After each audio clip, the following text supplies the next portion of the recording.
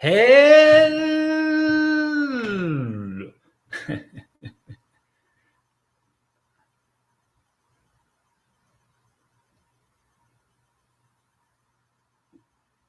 Hello, everyone.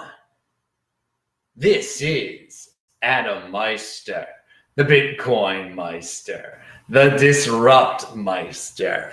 Welcome to the One Bitcoin Show. Today is April the 28th, 2020. Strong hand, long-term thinking. Bitcoin is the next Bitcoin. Unconfiscatable. Having hype. I'm offended by selling. Personal responsibility is a new counterculture. All right, dudes. Jitsi still giving me some troubles. That's why you're getting these really original type of openings where Adam's going back and forth looking. Hey, if you've got questions, I've got answers, people. Man, oh man, Jitsi's still giving me some issues here. Type in your questions, get my attention, and hello, my elite friends. I forgot to welcome you to this party, all you party people. Okay, let's jump into the show. Reminder that Friday's show, This Week in Bitcoin, was awesome. 3 alpha males were on. No one complaining about no one's scared of any virus or anything crazy like that. So check out Friday's show. It's linked to below. All right, dudes, let's get into what I am here to talk about. And that is Bitcoin, of course. Defiance over compliance. No fancy sets or graphics. So on Twitter, you can follow me at TechBalt, TechBalt. And all these people retweeting and talking about, oh, did you hear what Putin said about cryptocurrency? Oh, guys, the video is from 2018. And someone dredged it up, okay? Mr. KGB.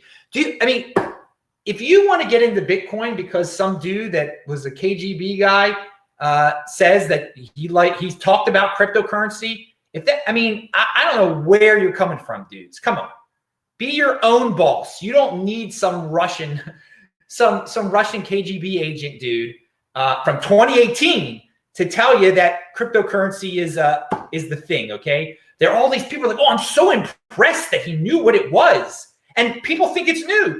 It's from 2018. The thing's been out there for a while. No one translated it from Russian to English until now. Great. Stop pedestaling these people. Come on. That's not what this is about.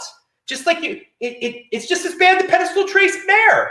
Like, oh, I miss Trace so much. Adam, can you get Trace back on? And I know you people liked him and everything, okay? But you don't need him. And you don't need Putin's confirmation either. Pound that like button, though. Now, something else out there that I saw on social media. Total clickbait title here from Forbes, okay? However, at least they're hyping the halving. They're into the halving hype.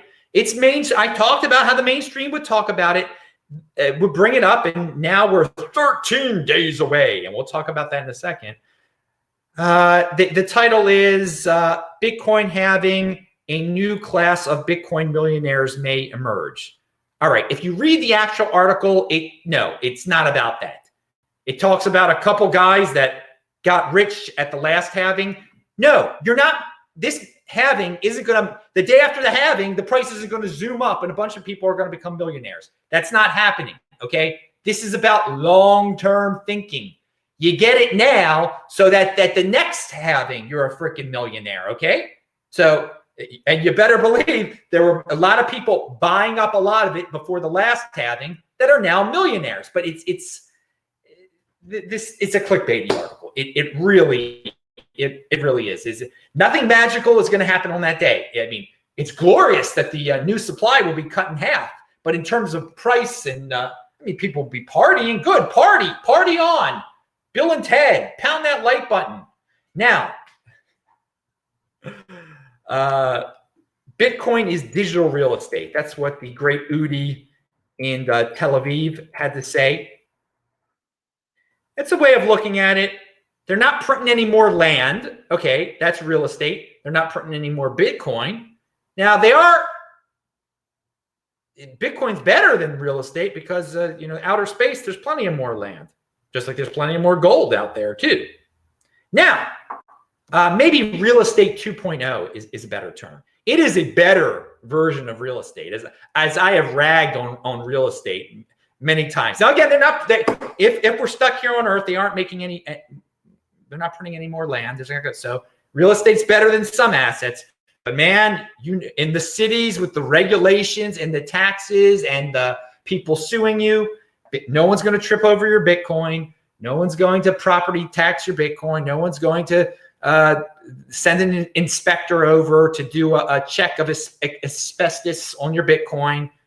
You real estate people know the deal. It's such a pleasure. There's real estate, so much stress. Bitcoin, there's not. But yeah, Bitcoin is digital real estate 2.0. It's a way of looking at it, another way for people to understand it. Okay. All right. Now, get your piece of the digital real estate. I mean, it's a way to market it. Yeah, okay. Zach Vol is now writing for CoinDesk, okay? That's awesome because CoinDesk, not so great otherwise. But Zach, who's been on the show numerous times, is great. And he's pretty prolific over there. He's writing a new thing, a couple new articles every day. And so he's bringing some newfound respect I have for CoinDesk. If they got Mr. Z over there. Let's see if we have any questions here before I talk about the. Okay. All right. Now, someone said Jim Jones, King of the Trolls. Don't FOMO on tyrants. That is great. That is from Roman Q. Pound that like button. Don't FOMO on tyrants. So yeah, if AOC talks about it, if Putin talks about it, if Jim Jones talks about whoever, you don't need a tyrant to tell you that Bitcoin is the thing. Okay, it's about, and that's the amazing thing about Bitcoin, about the space, that because of this virus, we have learned there are plenty of people in our space that would, yeah, they would love to lick the boots of a tyrant. So that's why these Putin things get so much play. Because deep down, that people say, no, I'm my own boss. All these Bitcoiners saying, oh, I'm so free, I'm my own boss. And then the minute Putin says something, oh, look, he validates everything that I believe in. Now, you don't need a validator. You don't need a freaking tyrant to validate you. But clearly plenty of people do because, once, there's a big propaganda about a cold out there. They're all like running to their houses and saying, worship the leaders, lick their boots. Okay. Moving back to what I was talking about with Zach and his article, he's talking about something we've already known, that more and more people are buying little bits of Bitcoin. More people are getting into the space. That's awesome. But a lot, and this is the anecdotal evidence part of it, that a lot of people that are new are, surprise, citizens of the United States of America. You can see that from the $1,200 buys on Coinbase. And also we have the company, I can't even think of I have it written down here. I'm doing this from memory there. One second. What's the name of that darn, that company that got into, there's a new company out there, and I've had 3 guys, or 4, Swan. Swan is out there now that gives Americans, it makes it easier for Americans to dollar cost average. So people have asked me in the past, what country is best, the most Bitcoin fans, highest percentage of Bitcoin fans, highest percentage of crypto users. Which country dominates Bitcoin in crypto? It's the United States. And this is more evidence of that. And I've traveled all around the world, and I know it's not glamour. So a glamour answer would be, Singapore, or some exotic place somewhere, Hong Kong. No, it's America. And this is we have the best, and there's no excuses. Personal responsibility is a new counterculture. We have the best fiat currency out there, okay, that everybody worships. Yet still, Americans are more so than other countries that have lesser fiat currencies, understand that there's better money out there and they're getting into Bitcoin. So there's no excuse. If you're one of these second tier fiat countries and you know your fiat is lesser than the dollar, why aren't you guys getting into Bitcoin now? I don't know. There's no excuse. When it's done, when this is all said and done, not all said, no, let's say 2024, we're going to have all these people, and you see them now. They're just like, no, Bitcoin's for the rich. It's only for the first world. It's only for the elite. It's only for the Americans. They had their freaking chances. The people had all over the freaking world. They had their chances to get into it, but they don't get it. It's Americans that are stepping up to the plate. So, a lot of people hate on Americans, but they're the ones that are stepping up to the plate. And anecdotal evidence is out there. Compete, don't complain. Don't be some dude in Ireland or somewhere in a few years saying, oh, those Americans, they beat us to the punch. No, you can beat plenty of Americans to the punch now. All right, so Zach is sprucing things up over at CoinDesk. Defiance over compliance. Pound that like button. Oh, and so there's a lot of people, going back to the virus stuff, I don't want to talk too much about it, who have been sending me, so many people sent me the video of the doctors in California. Okay, and I appreciate it, guys. I really appreciate it. But have you guys been paying attention to what I say here? I'm like, check out market-ticker.org. And so had you done that, you would never send me stuff like that. All these people they think they're sending me groundbreaking stuff about the virus. Carl Denninger at market-ticker.org has been talking about all of this stuff for a month, over a month, okay? About the statistics, about how it's not as deadly as everyone said. All the people screaming, it kills. There are still people in California. I saw a thread on Twitter today. It kills 3% of the people that get it. I mean, I don't know how you could be stuck in the past that much. Well, probably because you're power hungry and you're doing it just to benefit yourself, or you are just completely been feminized and you're just so freaking scared you can't realize that this is not a 3% killer. I mean, if it killed 3% of the people that got it, yeah, that would be a tremendous deal and you would notice it, okay? But that's not the case. And so, guys, I appreciate the groundbreaking stuff you're sending me about the virus. It's not groundbreaking. Carl Denninger, market-ticker.org. I've been telling you guys this stuff for weeks and weeks and weeks and weeks. So I appreciate it, but please pay closer to at least, I say this all the time, click on the links, do your homework. Had you done your homework, you would not be sent, all these people wouldn't be sending me this, stuff I already know. And it's not groundbreaking. I mean, you guys, I guess some of the people are just, the people that are sending me this aren't the people that are amazed that I run and go outside every day. But I think you can tell my attitude that I'm quite confident and quite sure this is completely blown out of proportion. And one of my major sources, which I've been talking about since February, is Carl Denninger. So from my lifestyle, you should be able to know that the groundbreaking stuff you're sending me, why is it groundbreaking? Why is he so calm already? Because I already know it. And it's Carl Denninger. It's linked to below. Come on, dudes. Come on, get with the freaking program. Do your homework here, dudes. The links below. It's just, that's not for decoration. It's so you guys can learn. That's part of this stuff. But most people, again, do not have listening comprehension. And if they do, they click on the link and then they read it. They don't even read it because they don't have time. They're impulsive. They don't have reading. It's pathetic. The 20%ers, come on, 20%ers, step up to the plate here. That's what this is for you, dudes. And this is to get people into the 20% mentality. That's what these videos are all about. All right. So, and clarifying something again. This is now the third video in a row. I've talked about the stock to flow thing. All right. It's a well thought out model. Okay. It is a well thought out model. It's a complex model. And I love the aspects. Obviously, it's built around the decreasing supply. That is huge. Okay. A decreasing new supply of Bitcoin. I love limited supply type models. All right. That stress that part in their model.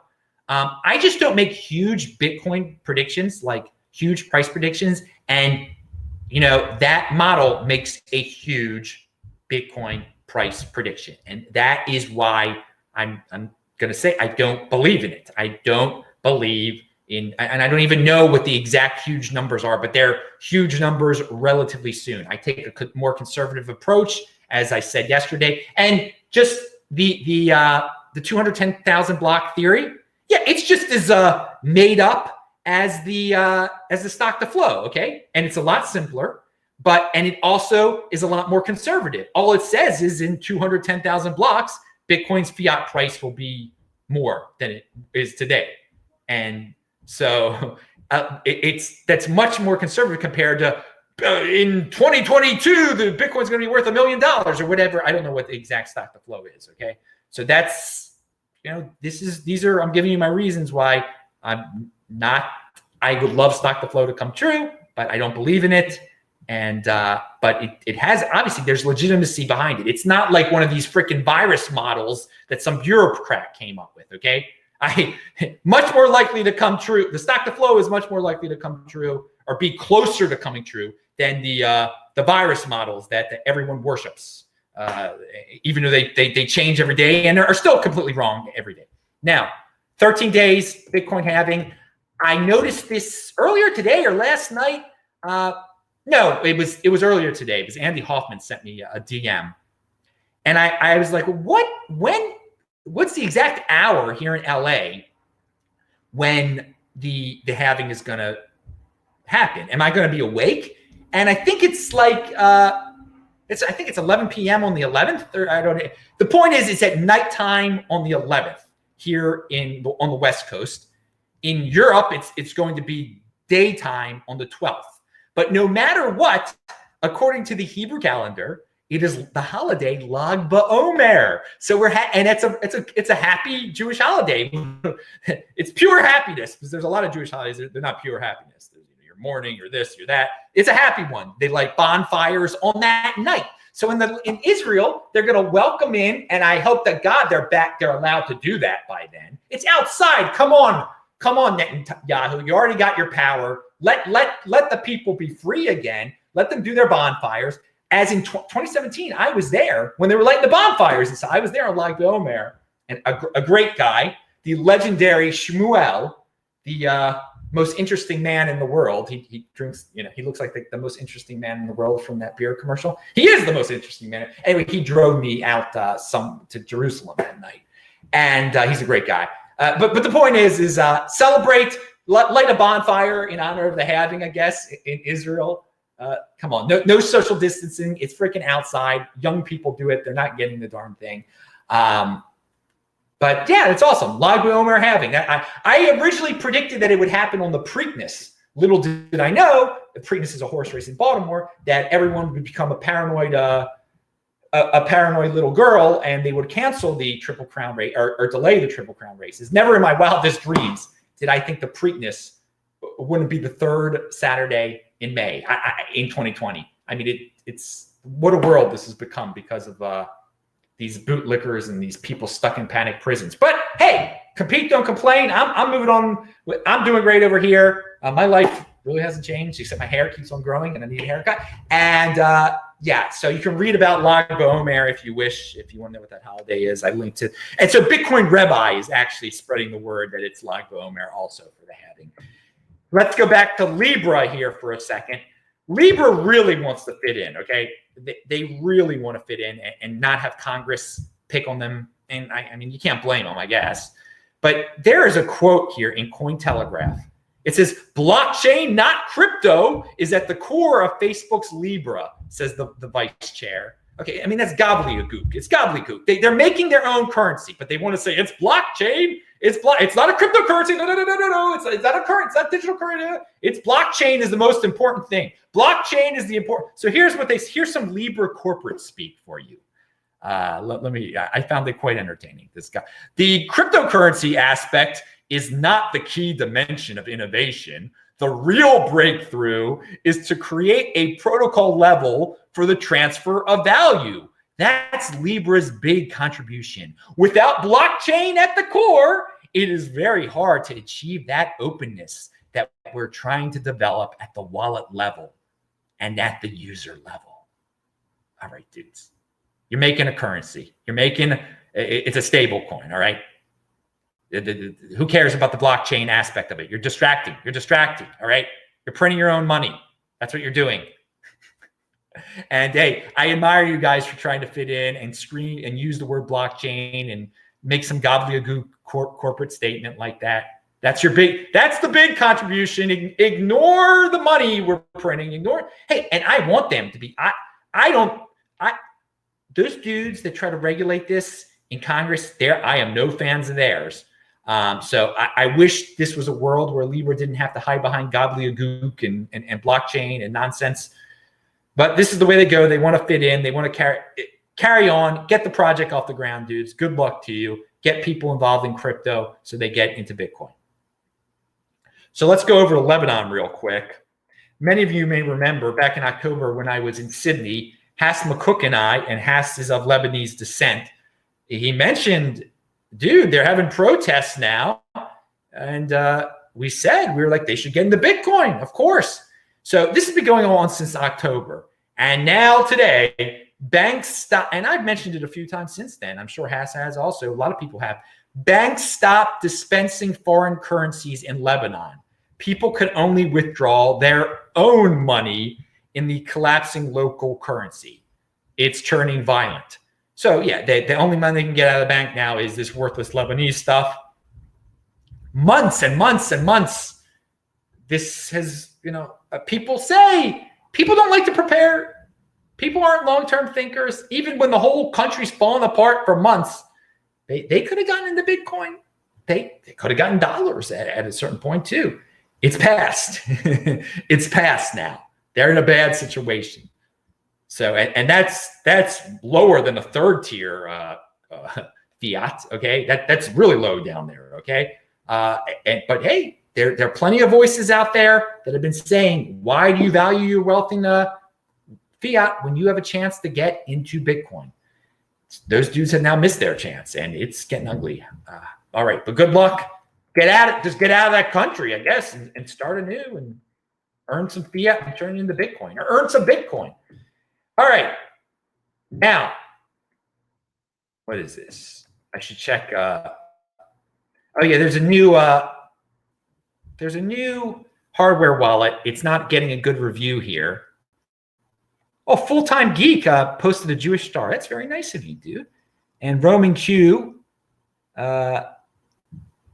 All right, Roman Q is saying stuff. All right, very good, very good. No questions. Roman Q, you just said my name. You didn't say anything else. All right, but Full-Time Geek got my attention with the beautiful Jewish star you can put here. I didn't even know you could do that. You learn something new every day about YouTube chat. And we're back. So this it's called Kobo Vault.